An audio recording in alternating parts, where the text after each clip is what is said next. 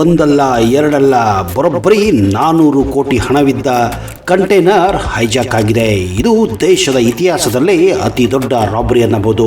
ಬೆಳಗಾವಿ ಗಡಿ ಭಾಗದ ಮೂಲಕ ಗೋವಾದಿಂದ ಮಹಾರಾಷ್ಟ್ರಕ್ಕೆ 400 ಕೋಟಿ ರೂಪಾಯಿ ಹಣ ಸಾಗಿಸುತ್ತಿದ್ದ 2 ಕಂಟೈನರ್ಗಳನ್ನು ಹೈಜಾಕ್ ಮಾಡಲಾಗಿದೆ ಎನ್ನಲಾಗಿದೆ.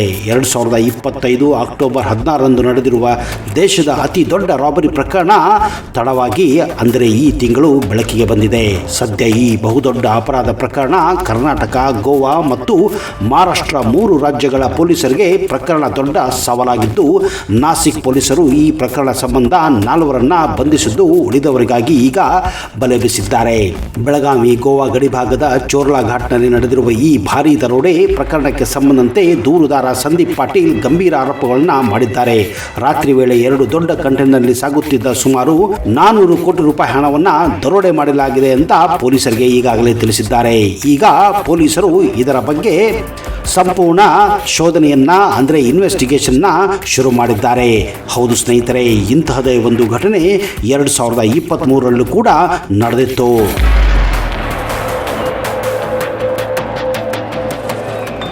ಡಿಸೆಂಬರ್ 3, 2023 ಅಂದು ಬೆಳಗ್ಗೆ 5:30 ಲಕ್ನೌನ ಕುಶಾಲ್ಗಂಜ್ನ ಪೊಲೀಸ್ ಠಾಣೆಗೆ ಒಂದು ಅನಾಮಿಕ ಫೋನ್ ಬರುತ್ತದೆ.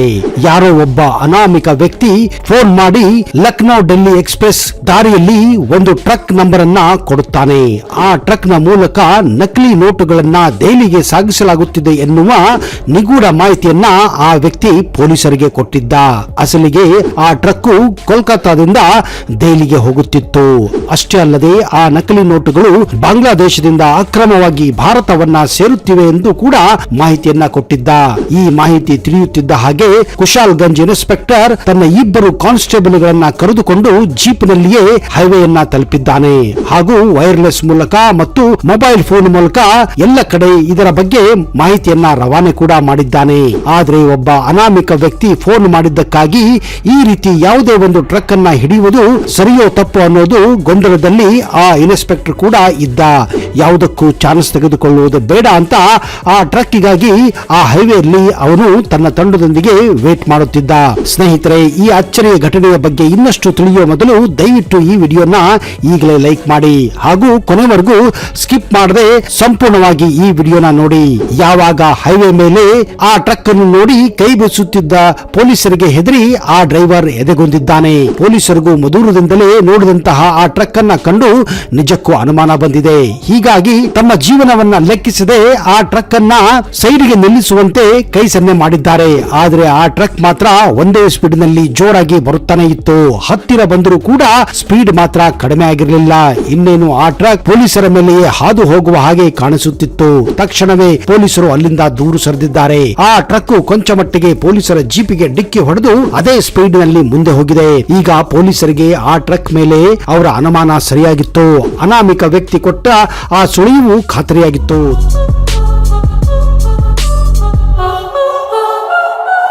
ತಕ್ಷಣವೇ ಪೊಲೀಸರು ಆ ಜೀಪ್ ಅನ್ನ ಹತ್ತಿಕೊಂಡು ಟ್ರಕ್ ಅನ್ನ ಚೇಸ್ ಕೂಡ ಮಾಡಿದ್ದಾರೆ. ಅಷ್ಟೇ ಅಲ್ಲದೆ ಮುಂದಿನ ಟೋಲ್ ಗೇಟ್ಗೂ ಮಾಹಿತಿಯನ್ನ ಕೊಟ್ಟಿದ್ದಾರೆ.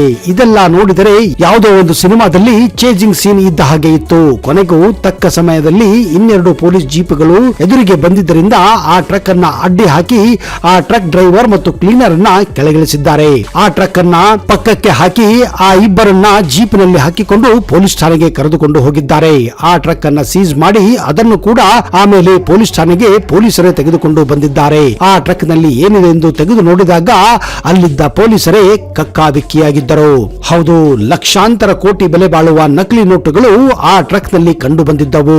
ಅದರ ಬಗ್ಗೆ ಟ್ರಕ್ ಡ್ರೈವರ್ ಹಾಗೂ ಕ್ಲೀನರ್ಗೆ ಕೇಳಿದಾಗ ತಮಗೇನು ಗೊತ್ತಿಲ್ಲ ಅನ್ನುವ ಹಾಗೆ ನಾಟಕ ಆಡಿದ್ದರು.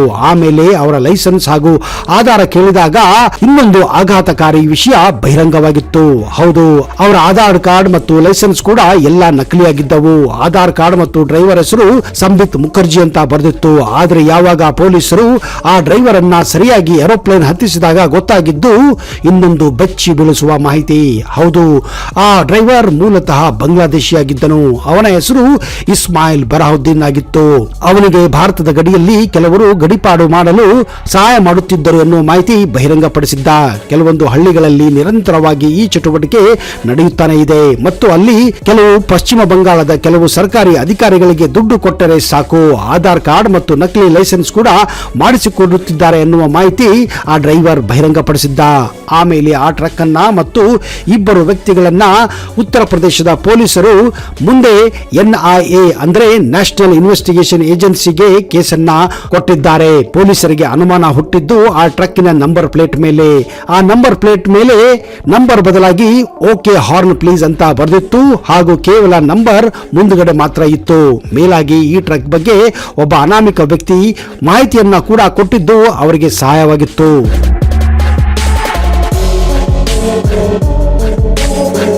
ಸ್ನೇಹಿತರೆ, ಅಷ್ಟಕ್ಕೂ ಹಾರ್ನ್ ಓಕೆ ಪ್ಲೀಸ್ ಅನ್ನುವ ಮೀನಿಂಗ್ ನಿಮ್ಮಲ್ಲಿ ಎಷ್ಟು ಜನಕ್ಕೆ ಗೊತ್ತು? ಹೀಗೆ ಬರೆಯಲು ಕಾರಣ ಎಂಬುದನ್ನು, ಯಾಕೆ ಈ ರೀತಿ ಟ್ರಕ್ ಮೇಲೆ ಬರೆಯುತ್ತಾರೆ ಅನ್ನುವುದನ್ನ ಯಾವತ್ತಾದ್ರೂ ಯೋಚಿಸಿದ್ದೀರಾ? ಅಷ್ಟಕ್ಕೂ ಹೀಗೆ ಬರೆಯಲು ಯಾವುದೇ ನಿರ್ಬಂಧ, ಸರ್ಕಾರದ ನಿಯಮವಾಗಲಿ ಎಲ್ಲಿಯೂ ಇಲ್ಲ. ಆದರೂ ಕೂಡ ಎಷ್ಟೋ ಜನ ಟ್ರಕ್ ಮೇಲೆ, ಕೆಲವು ಜನ ಬಸ್ ಮೇಲೆ ಕೂಡ ಬರುವುದನ್ನ ನೀವು ಕಂಡಿದ್ದಿರಬಹುದು. ಅಷ್ಟಕ್ಕೂ ಓಕೆ ಪದದ ಅರ್ಥ ಏನು? ಹೌದು, ಓಕೆ ಪದದ ಅರ್ಥ ನೀವು ತಿಳಿಯಬೇಕೆಂದ್ರೆ ಎರಡನೇ ಮಹಾಯುದ್ಧಕ್ಕೆ ಹೋಗಬೇಕಾಗುತ್ತದೆ. ಅದು ಎರಡನೇ ಮಹಾಯುದ್ಧದ ಸಮಯ 1939ರಿಂದ 45ರ ಸಮಯ. ಆ ಸಮಯದಲ್ಲಿ ಡೀಸೆಲ್ ಕೊರತೆ ಕಾಣಲು ಆರಂಭಿಸಿತ್ತು. ಹೀಗಾಗಿ ಜನರು ಸೀಮೆ ಎಣ್ಣೆ ಬಳಕೆ ಮಾಡಲು ಪ್ರಾರಂಭಿಸಿದ್ದರು. ಅಷ್ಟೇ ಅಲ್ಲದೆ ಡೀಸೆಲ್ ಬದಲಿಗೆ ವಾಹನಗಳಿಗೆ ಕೂಡ ಸೀಮೆ ಎಣ್ಣೆಯನ್ನ ಬಳಕೆ ಮಾಡಲಾಗುತ್ತಿತ್ತು. ಎಲ್ಲರಿಗೂ ತಿಳಿದಂತೆ ಸೀಮೆ ಎಣ್ಣೆ ಹೆಚ್ಚು ಸುಡುವ ಗುಣವನ್ನ ಹೊಂದಿದೆ, ಜೊತೆಗೆ ಹೊಗೆಯು ಮಿತಿಮೀರಿ ಬರುತ್ತದೆ. ಆದ್ದರಿಂದ ಸೀಮೆ ಎಣ್ಣೆ ಬಳಕೆ ಮಾಡಿ ಚಲಾವಣೆ ಮಾಡುತ್ತಿದ್ದ ವಾಹನಗಳಿಗೆ ಹಿಂದೆ ಓಕೆ ಎಂದು ಬರೆಯಲಾಗುತ್ತಿತ್ತು. ಓಕೆ ಅಂದರೆ ಅರ್ಥ ಆನ್ ಕೆರೋಸಿನ್ ಎಂದರ್ಥ. ನೆನಪಿರಲಿ ಸ್ನೇಹಿತರೆ, ಓಕೆ ಅಂದರೆ ಅರ್ಥ ಆನ್ ಕೆರೋಸಿನ್ ಅಂತ. ಇದು ಸೀಮೆ ಎಣ್ಣೆ ಬಳಕೆ ಮಾಡಿ ಚಲಾಯಿಸುತ್ತಿರುವ ವಾಹನ ಎಂದು ಅರ್ಥ. ಎಚ್ಚರದಿಂದ ವಾಹನ ಚಲಾಯಿಸಿ ಎಂಬ ಸಂದೇಶವನ್ನ ನೀಡಲು ಹಿಂದೆ ಟ್ರಕ್ಗಳ ಹಿಂದೆ ಓಕೆ ಎಂದು ಬರೆಯಲಾಗುತ್ತಿತ್ತು. ಈ ಬರಹವನ್ನು ಕಂಡಾಗ ಇತರ ಚಾಲಕರು ಎಚ್ಚರಿಕೆಯಿಂದ ಇರುತ್ತಿದ್ದರು. ಅಷ್ಟೇ ಅಲ್ಲದೆ ಸೀಮೆ ಎಣ್ಣೆ ವಾಹನವೆಂದು ಯಾರು ಕೂಡ ಹತ್ತಿರ ಬಾರದೆ ಸ್ವಲ್ಪ ಅಂತರವನ್ನು ಕೂಡ ಕಾಯುತ್ತಿದ್ದರು. ಇದಕ್ಕೆ ಕಾರಣ ಮೇಂಟೈನ್ ಡಿಸ್ಟೆನ್ಸ್ ಎಂದು ಕೂಡ ಬರೆಯಲಾಗುತ್ತಿತ್ತು ಅಥವಾ ಕೀಪ್ ಡಿಸ್ಟೆನ್ಸ್ ಅಂತ ಕೂಡ ಬರೆಯಲಾಗುತ್ತಿತ್ತು. ಇದರಿಂದಾಗಿ ಸೀಮೆ ಎಣ್ಣೆಯಿಂದ ಬೆಂಕಿ ಅವಘಡ ಸಂಭವಿಸಿದರೆ ಹಿಂದೆ ಬರುವ ವಾಹನಕ್ಕೆ ಯಾವುದೇ ಅಪಾಯ ಆಗದಂತೆ ಮುನ್ನೆಚ್ಚರಿಕೆಯನ್ನು ಕೂಡ ಕೊಡುವಂತಹ ಒಂದು ಮೀನಿಂಗ್ಗೆ ಈ ಓಕೆ ಆಗಿದೆ. ಇದಷ್ಟೇ ಅಲ್ಲದೆ ಮತ್ತೊಂದು ಅರ್ಥವಿದೆ. ಯಾರಾದರೂ ರಸ್ತೆಯಲ್ಲಿ ಟ್ರಕ್ ಅನ್ನ ಓವರ್ಟೇಕ್ ಮಾಡಲು ಬಯಸಿದರೆ ಅವರು ಮೊದಲು ಹಾರ್ನ್ ಮಾಡುತ್ತಾರೆ. ಇದರಿಂದ ಎದುರಿನಿಂದ ವಾಹನ ಚಲಾಯಿಸುತ್ತಿದ್ದ ಟ್ರಕ್ ಚಾಲಕನ ಹಿಂದೆಯೇ ಮತ್ತೊಂದು ಭಾರಿ ವಾಹನ ಬರುತ್ತಿದ್ದುದನ್ನ ಗಮನಿಸಿ ಅವನು ದಾರಿ ಕೊಡುತ್ತಿದ್ದ. ಇದಕ್ಕೆ ಕಾರಣ ಹಾರ್ನ್ ಪ್ಲೀಸ್ ಅಂತ ಟ್ರಕ್ ಹಿಂದೆ ಕೂಡ ಬರೆಯಲಾಗುತ್ತಿತ್ತು.